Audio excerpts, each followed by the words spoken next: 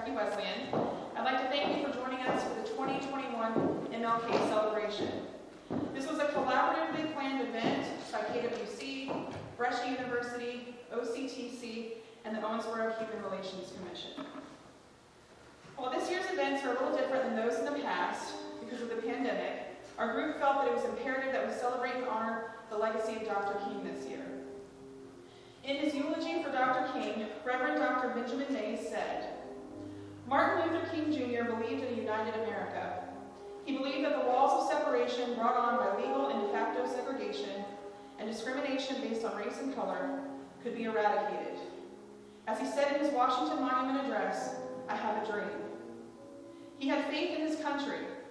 He died striving to desegregate and integrate America to the end of this great nation of ours, born in revolution and blood, conceived in liberty and dedicated to the proposition that all men are created free and equal, will truly become the lighthouse of freedom where none will be denied because his skin is black and none favored because his eyes are blue, where our nation will be militarily strong but perpetually at peace, economically secure but just, learned but wise, where the poorest will have bread enough to spare, where no one will be poorly housed, each educated up to his capacity, and where the richest will understand the meaning of empathy." This was his dream and the end towards which he strove. As he and his followers so often sang, "We shall overcome someday, black and white together." Today, in 2021, our nation is divided, gridlocked over social issues, race, the economy, and ideology. We are in need of healing and a path forward together. Dr. King's son, MLK III, said to CNN today that if his father were alive today, he would be telling us that we must turn towards each other, not turn on each other. So our challenge to you tonight is that you would make Martin Luther King Jr.'s unfinished work on earth truly your own. Dr. King said, "Hate for hate only intensifies the existence of hate and evil in the universe. The strong person is the person who cut off the chain of hate, the chain of evil, and inject within the very structure of the universe that strong and powerful element of love." He also said that love has within it a redemptive power, and there is a power there that eventually transforms individuals. There's something about love that builds up and is creative. There is something about hate that tears down and is destructive. Love your enemies. Tonight we celebrate Dr. Martin Luther King Jr.'s legacy of life and love. We are now blessed with a performance from the Kentucky Wesleyan College Gospel Choir.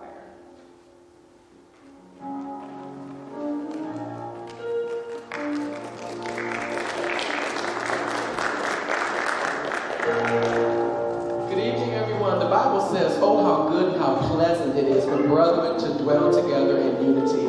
So I invite you guys to stand, to clap, do what you have to do on tonight to be satisfied, because we are here to sing and to make you guys feel good. Can we do that tonight? All right, we're going to do it anyway. Come on, choir, help me sing it. Oh, give thanks.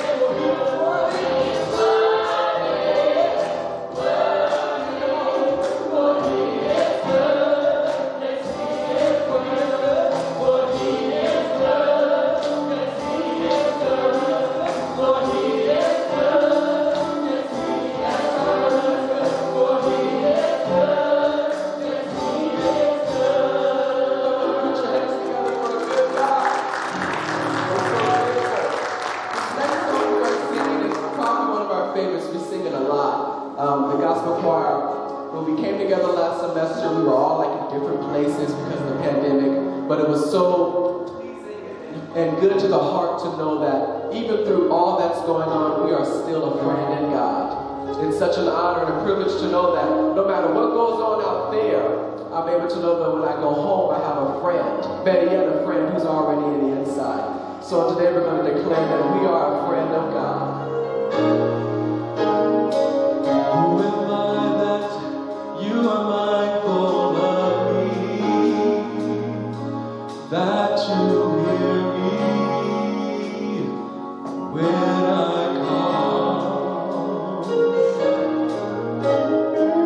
Is it true that you are thinking of me? How you love me? It's amazing. Who am I? Oh yes.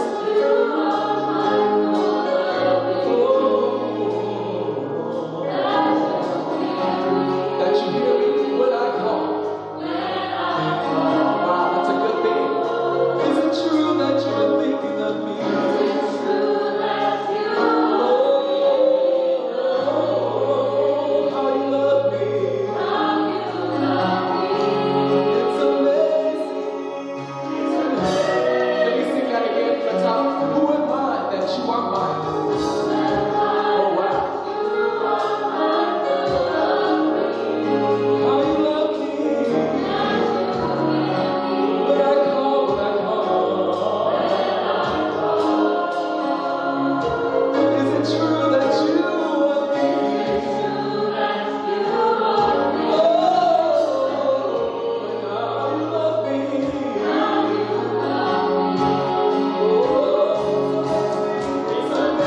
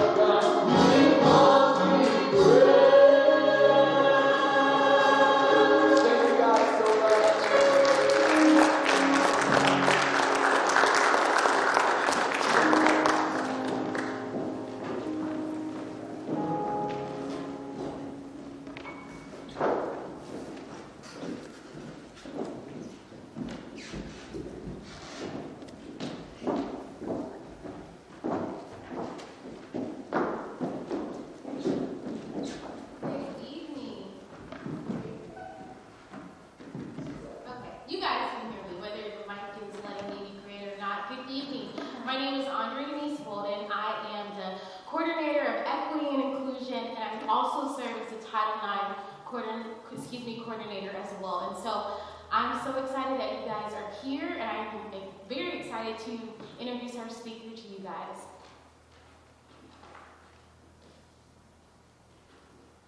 Dr. O.J. Oleka is the president of the Association of Independent Kentucky Colleges and Universities, AQ. AQ advocates for higher education policies at the state and federal level that will lead to increased affordability and access to Kentucky's independent colleges. Prior to the AQ, Dr. Oleka was the deputy treasurer of the Commonwealth of Kentucky, where he worked on the policy that streamlined government, developed the financial literacy standards for the Kentucky Department of Education, and protected the property rights of Kentuckians. Dr. Oleka graduated from the University of Louisville with a bachelor's degree in marketing and a minor in political science. At U of L, Dr. Oleka was the student body president and chairman of the Kentucky Board of the Student Body Presidents. After graduation, Dr. Oleka joined Teach for America and taught middle school math in St. Louis. Dr. Oleka also has an MBA from Bellarmine University and a PhD in leadership and higher education. As a published researcher, Dr. Oleka has focused on college affordability, social capital, and workplace development. Dr. Oleka is passionate about ending generational poverty through the educational opportunity and economic mobility, and is the co-founder of the AntiRacism Kentucky Coalition, a group of Kentuckians working to end any remnant of institutional racism in Kentucky. Earlier this year, Dr. Oleka was selected for the Louisville Business First 40 Under 40 Less. Dr. Oleka lives in Louisville, Kentucky with his wife Jamie, their daughter Riley, and their dog. How do you say their dog's name? Ash. Ash. So if we could just give a warm round of applause for Dr. Oleka. Thank you.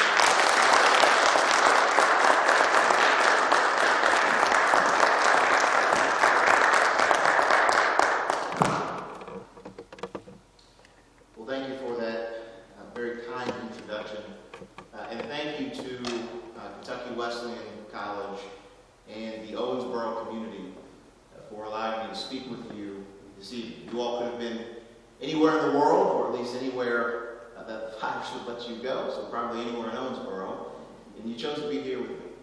You chose to be here discussing and reflecting on an incredible and a great man, Dr. Martin Luther King, Jr. I'm always blessed when given the opportunity to speak of my fraternity brother, Dr. King. He's somebody that I take a lot of pride in as a human being. He was unafraid to speak the truth, unyielding in his belief in justice, and unequivocal in his approach of nonviolence. He was one of the GOATs of America. For people who aren't as hip and cool, GOAT stands for greatest of all time. Dr. King undoubtedly was one of the greatest of all time Americans that we have certainly had, and I think the greatest of the 20th century. So too could be said of another man in the century that came before the 20th. I don't know if they're often paired together, I certainly do, but whenever I think of Dr. King, I think of our 16th president. Of course, Abraham Lincoln, a Kentuckian, as we all know, while he couldn't claim to take the path of nonviolence, which I, for one, am very happy that he chose not to take that path, he also was unafraid to speak the truth. He also was unyielding in his belief in justice. In fact, Lincoln, in an address in 1838 to a group of young men in Springfield, Illinois, and the speech was titled "The Perpetuation of Our Political Institutions," Lincoln said, and I quote, "I know the American people are much attached to their government. I know they would suffer much for its sake. I know they would endure evils long and patiently before they would ever think of exchanging it for another. Yet notwithstanding all this, if the laws be continually despised and disregarded, if their rights to be secure in their persons and property are held by no better tenure than the caprice of a mob, the alienation of their affections from the government is the natural consequence." Now, 19th century language aside, effectively what Lincoln was explaining was that as Americans, we love our country, and we're willing to put up with a lot because we love it. But at some point, if we start believing that our government and our institutions are unwilling, incapable, or ill-equipped to protect us from the mob, be it extreme left-wing or extreme right-wing, we will soon lose faith in our country. We'll lose faith in our government in particular, which inevitably will lead to violence. Lincoln's warning foresaw the coming conflict that, of course, we now know as the Civil War. Dr. King, in his letter from a Birmingham jail, offered a counterweight to Lincoln's forewarning. In this 1963 letter, King wrote, and I quote, "I am in Birmingham because injustice is here. I am cognizant of the interrelatedness of all communities and states. I cannot sit idly by in Atlanta and not be concerned about what happens in Birmingham. Injustice anywhere is a threat to justice everywhere. We are caught in an inexplicable network of mutuality tied to a single garment of destiny. Whatever affects one directly affects all indirectly." King obviously was speaking about the racial tensions that split the country apart and the need for action against them, but broadly King was talking about the idea of incidents of discrimination, unequal application of the law, and acquiescence to a mob. Mob rule that was a threat to every American, a violation of the solemn idea of America, regardless of whether or not that discrimination and that mob was impacted by the person directly or indirectly. It would inevitably lead to violence. Two men, nearly 200 years apart, saying the same thing in different ways, pleading with our country. Today, those pleas, unfortunately, remain appropriate. Common theme, the through line with these two men, is that they are moving forward in a changing world. They view justice through the twin prisms of a shared societal morality and a strong system of traditions, and saw violations of the promise made in the Declaration of Independence, one of national union, Lincoln, and the other of racial equality, King. They both saw the role that leaders have to play in guiding institutions. Spoken plainly, the institutions that undergird society must be built on a foundation of shared morals in order to provide equal justice to all peoples. Without morality, our institutions will decay, our social contract will dissolve, and our society will descend into chaos. Both men were right and prescient in their observation that our institutions must be preserved. The preservation of our institutions is important because our institutions are the backbone of our social contract. The belief that our systems can, should, and do work equally for every American, every Kentuckian, for every person. Now, preservation of institutions, social contracts, is a lot of fancy talk. I have a PhD. I'm supposed to say fancy words every now and then. But really, a social contract has the same basic tenets of any exchange or interaction between two peoples doing anything. When I say two people, I mean a single individual, another single individual, or more people. I'm talking about a relationship. That's all this is.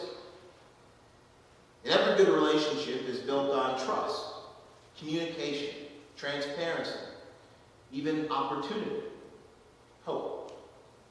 And we can apply this various human relationship into all the different kinds that might exist. Let's use a simple one. If I go to purchase a good at Crazy Meat Gifts and Apparel, right here in Owensboro, I must trust that the company is an honest one, which it is.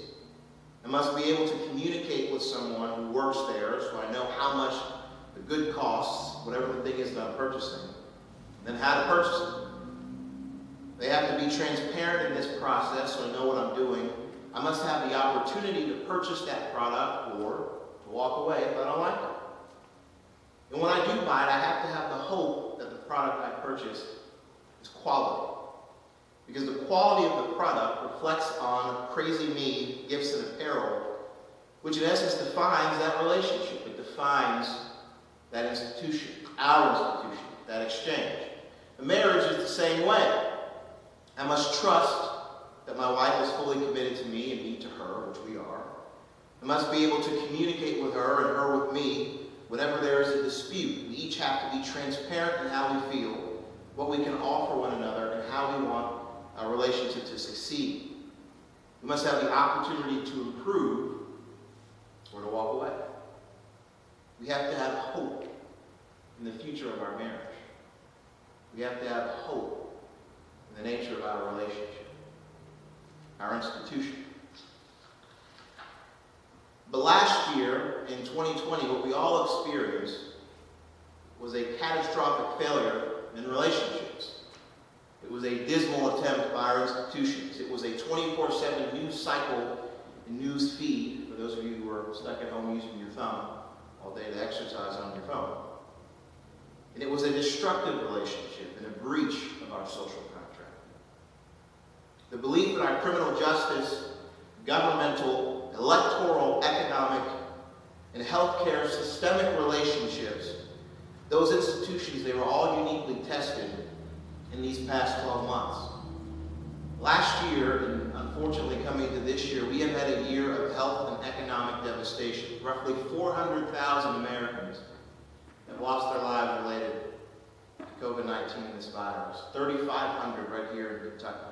Thousands of businesses and jobs have been lost.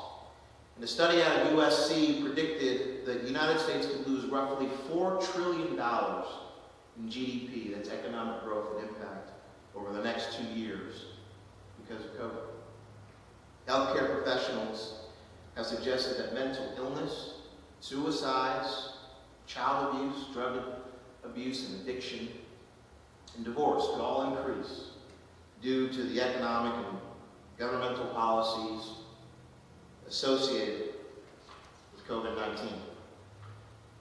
The men and women in Kentucky in the service industry, those folks who work a job, sometimes we call it working class, where they can't work from home, they've got to be present. They are still risking their lives and the lives of those they love to feed themselves and those same family members that they want to keep safe because they got to go to work. They got kids, parents, they got to take care of. They've been dealt an impossible hand. They're now unlikely to trust the quality of health and economic systems that should be the foundation to their safety and economic sustainability. Last year we had a summer of racial awakening. Protests for George Floyd, Breonna Taylor, Ahmaud Arbery, so many others. We saw all across the country, in every state and in the District of Columbia, many towns and cities here in Kentucky. And there were discussions about racial justice and the equality of opportunity everywhere. It seems they were happening every day in some cases. And there were commitments from churches, from colleges, from community organizations and businesses on how to improve the livelihoods and opportunity for all Kentuckians, and yet still divisions remain. Black communities all across the country are questioning whether or not they matter to law enforcement, to the courts, to the criminal justice system. But so too are members of law enforcement, wondering if Americans, if Kentuckians even care that they also have families, that they too are putting their lives on the line every single day. There is a significant lack of hope about how to repair these relationships and whether or not there will ever truly be an opportunity for things to get better. And then finally, as if we haven't had enough negative information and news, we have a winter of electoral discontent. There are many people who believe our electoral process is unfair or illegitimate. We had an insurrection at the United States Capitol due to people's reaction to the presidential election. And we can't even agree on how, who, or why people should be voting. Elected officials who say they won, lost. Some use electoral victory as a way to ignore the supporters of their opponents. In a nation that prides itself on the peaceful transition of power, there is a growing concern that our elections are not transparent and our leaders can't properly communicate on election integrity, trust, communication, transparency, opportunity, hope. Each are lacking within our social contract, within our relationship with one another as Americans, as Kentuckians. Our institutions are fraying. Our systemic relationships are weak, and our trust is broken. But despite all these things, I remain hopeful. As Lincoln cobbled together our patchwork of states in order to preserve the Union, as King weaved together an oratory the values of justice, faith, and equality that blanket every corner of our nation, so too must we stitch together our differing political, racial, and cultural communities for the preservation of our institutions. We must move forward. King told us that darkness cannot drive out darkness. Dark can't drive out dark. Only light can do that. Only when you are a light to the people around you, even in the dark times, even in the worst of times, can we move forward. Because only together can we move forward in a changing world. Only united can we stand. Because divided, we will fall. The Scripture talks to us about the most important commandments. It was a conversation that Christ was having in the book of Matthew, where basically the question was asked, what's the most important commandment? Christ replied, to love the Lord your God with all your heart, with all your soul, with all your mind. And then he also followed up with a second commandment that said to love your neighbor as yourself. And he said these two things go together. And what I found that's been fascinating in how I've interpreted this second commandment over this past year, that it's different than I used to interpret. I thought it was the golden rule. Do unto others as you would have them do unto you. But I interpret this differently. Christ said, love your neighbor as yourself. We each have a special and unique way that we need to be loved. The thing that I need is different from what you need, from what you need, from what you need. Each person has their own different, equal, important way to be loved. The way that I interpret this and where we are right now is that every person is different. Every person has struggles. Every person is unique. And because of that, the way that we love our neighbor as ourselves is by loving them individually, loving them uniquely. We love them because of who they are, because of their differences. This is the role that we have to play. We each have that role, and it's important. And I can say that we've been doing this together within the association. We've been working with Brescia, with Kentucky Wesleyan College, with institutions of higher education all across Kentucky to make sure that every single kid has the opportunity to succeed. Every person who wants to get a college degree should be able to do so affordably. They should have the opportunity to attain it. They should be able to do it in this environment safely. We are proudly working with this institution, Kentucky Wesleyan College, to do so. We are also working with the Kentucky Chamber of Commerce to make sure that people who come from any background have the opportunity to succeed economically, that they have the trust that because of what they look like, that because of where they come from, it won't be a barrier for their ability to succeed. Because it's incredibly important that everybody, regardless of where they grew up or what they look like, has the opportunity to thrive. And we've been also making sure through AntiRacism Kentucky that there is a coalition of Kentuckians who come from all across the political spectrum, all across the geographic spectrum, to come together because we all believe that race and racial injustice and ending it shouldn't be a partisan issue. It has been an incredible journey these last 6 months to be able to work with leaders in Frankfurt, where they have told us they also believe in these goals.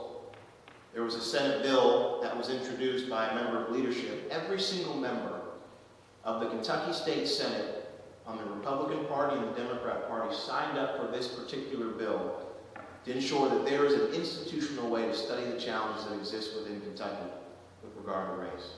It's something that's never happened before. This is the work that we're doing. We're proud to do it, but for me, I'm going to be honest with you, this is a commitment that is personal for me. I make this commitment with every fiber of my being because of who I am.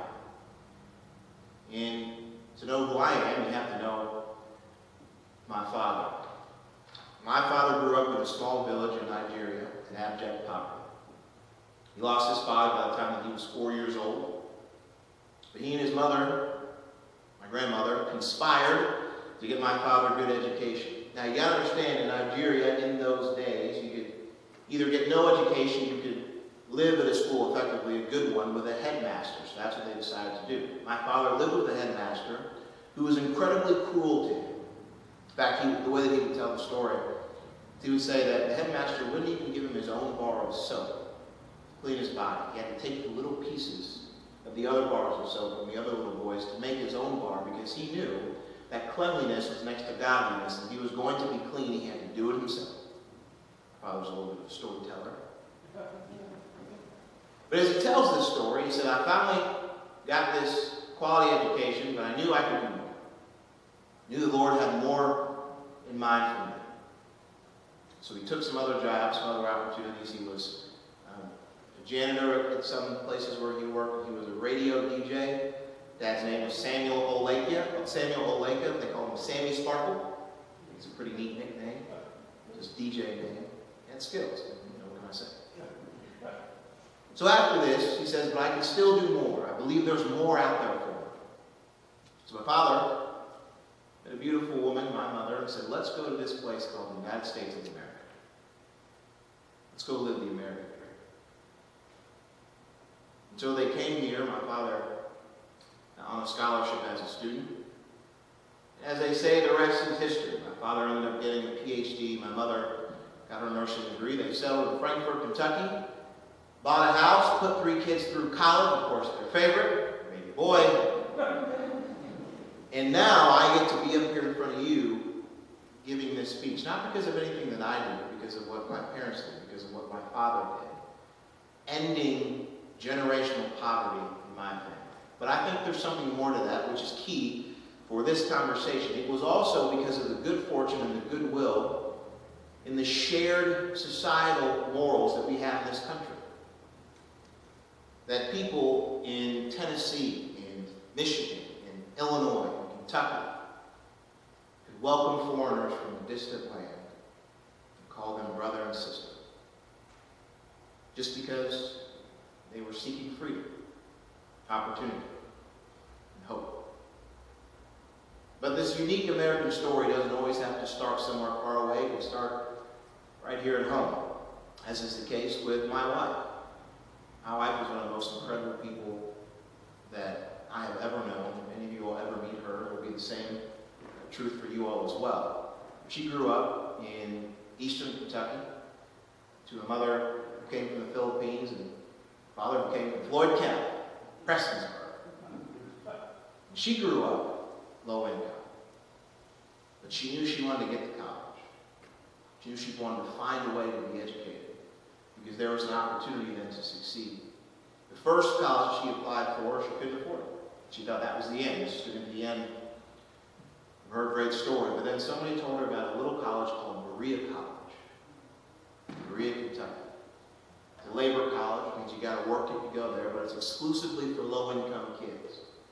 He said if you can make the grade, if you can do well, you can get a good quality education, and you can gain a little bit of discipline working too. So my wife did that. Went to Berea College.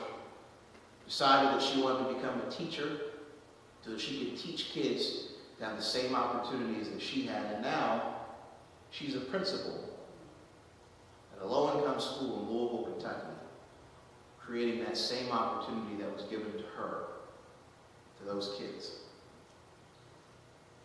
It was the shared system of American traditions, of Kentucky values, that people saw something in her. This mixed girl from rural Kentucky, who a lot of people could have thrown away. But they believed in her. They gave her a way out of poverty. Gave her an opportunity. Hope. And I learned this to a degree, myself while I was teaching. First job I ever had out of college was teaching middle school math in North City, St. Louis. I was a middle school teacher at Yeatman Middle School, go Tigers. I taught math. This was through Teach for America. If you're unfamiliar with Teach for America, it exclusively teaches in low-income communities, either urban or rural. I taught in urban area. My kids were several years behind. Couldn't understand a lot of mathematical concepts in middle school. A lot of them couldn't even do multiplication. But by the end of my couple of years, a lot of my kids had moved forward. I was incredibly proud of that, the work we were able to do academically. But the thing that was really exciting for me was the experiences that they were able to get. I have to tell this story about one of my favorite students. Of course, all teachers love all their students. We don't have favorites. I'll tell this one about this one student. Dee Dee. Dee Dee was like a little sister or like a daughter to me. She and I had the same birthday, which obviously made her cool. And she loved math, which obviously made her even more cool. And one of the things I wanted to bring to my students was a student council. Dee Dee, ambitious, like her math teacher, wanted to be student council president. So I said, well, I'll be your advisor during this campaign. We'll be above board. I'll tell you exactly how to win it, and a little bit about elections. Dee Dee was a 7th grade girl, so I said, we got to find your base. Literally all the boys. And then also, because you are a basketball player, everybody on your basketball team. So that's what we did. Dee Dee made some speeches, and she went out. She won the election. She said, all right, first thing we got to do, Mr. Oleka, is we got to have a school dance. You got to understand, again, my kids, the students that I taught, they never had a dance before. They didn't know what it was like. They never had the experience. I said, okay, well, what's it going to take for us to do this? We had to raise money. We had to put together a program. We had to get people interested. I remember my principal said, we're not going to be able to make this money. We're not going to be able to raise this money. The community doesn't have a whole lot to begin with. So you're going to have to figure out ways to get people engaged. So if you can get 100 signatures from your students across this school that say they'll go to the dance, that will cover the cost and you can have it. So I told this to Dee Dee. I said, I don't know if we can get 100 signatures, so I don't think we're going to be able to have the dance, and we're sorry. Her response was, no. And I was like, excuse me? You're a teacher? You can't tell me no. She said, no, we can do this. Give me the chance. And so she took papers off my desk, went around the school, and I still remember to this day, she got 99 signatures, and I took it to my principal. He was the 100th signature, and he said, congratulations, you can have your dance. The reason why this story is so important, because I remember being at that dance, seeing all those kids who had never had this experience before, who were incredibly excited, incredibly happy. I had two thoughts. First thought was, Dee Dee's a 7th grader, she's going to cruise to re-election when she runs again, because she ran everybody at this dance. And the second thing I thought, what happens when Dee Dee gets older? And she uses these leadership skills, these organizing skills to make real change, long-lasting change in her community. It's a dance today. But tomorrow it could be some housing policy, some healthcare policy, some jobs initiative. It can be in the private sector, it can be outside of government. There's a lot of potential here with Dee Dee, just because she had an adult who believed in her. That was in 2012. The unfortunate reality of this is that Dee Dee didn't go to college. Dee Dee is struggling from job to job because the weight of the systems around Dee Dee's community were too great. One single math teacher and a few teachers and her mother who believed in her weren't enough to overcome a decay of the systems, the relationships, the social contract within Dee Dee's community. So because of that, I realized that I really only had one choice. As a teacher, they tell you, come up with a big goal for every one of your classes. It could be 80% of your kids will learn mastery. It could be all of your students will become citizens of the world. It could be your students will fall in love with the arts. Whatever it is, have a big goal.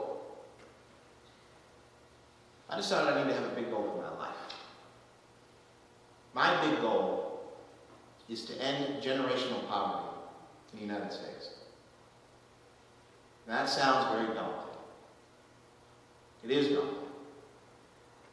But we know that poverty is a set of conditions, it's a set of systems, it is a decay of the relationships that exist between people who are poor and the systems around them. We know it's a good job opportunity, we know it's access to a quality education, we know that it's decent health care, we know the opportunities that are in front of us, and we just have to solve them. We know that we can be positive, we know that we can have hope, we know that we can believe in opportunity, and it has happened before. Lincoln had a big war. King had a big dream. I have a big goal. Now, I'm not saying that I am anywhere near the level of President Abraham Lincoln or Dr. Martin Luther King Jr. But what I am saying is that we must be on a path to move this country forward. We must be on a path to figure out who the new President Lincolns will be, who the new Dr. Kings will be. We know this isn't the 19th century. Abraham Lincoln's not walking through that door.